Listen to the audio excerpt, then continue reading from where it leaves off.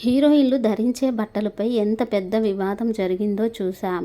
దీనిపై హీరోయిన్లు ఐశ్వర్య రాజేష్ తాజాగా ఆసక్తికర వ్యాఖ్యలు చేశారు.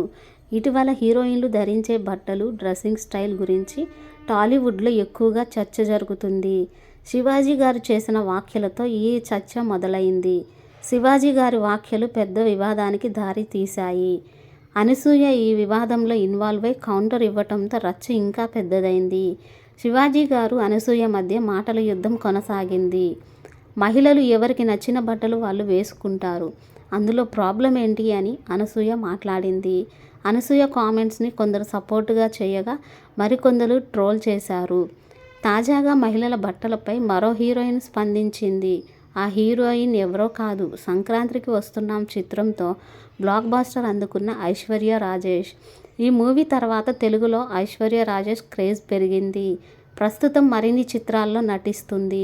ఓ ఇంటర్వ్యూలో ఐశ్వర్య రాజేష్కి మహిళలు ధరించే బట్టల గురించి ప్రశ్న ఎదురైంది.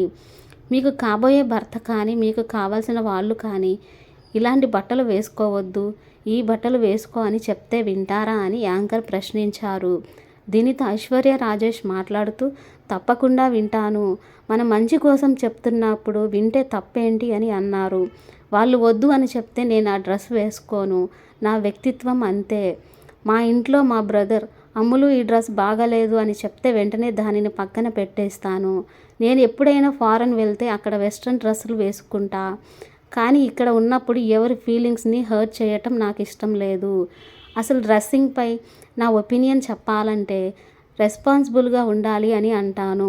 ఎక్కడికైనా షాపింగ్ మాల్స్కి ఓపెనింగ్కి వెళ్తే అక్కడ జనాలు ఎలా ఉంటారో తెలుసు, కాబట్టి రివీలింగ్ డ్రెస్సులు వేసుకోవటం మంచిది కాదు. కానీ ఎవరైనా రివీలింగ్ డ్రెస్సులు వేసుకోవాలంటే మనం అడ్డు చెప్పలేం, అది వాళ్ళ ఇష్టం. నా వరకు మాత్రం డ్రెస్సింగ్ అనేది రెస్పాన్సిబుల్గా ఉండాలి అని భావిస్తాను అని ఐశ్వర్య రాజేష్ అన్నారు.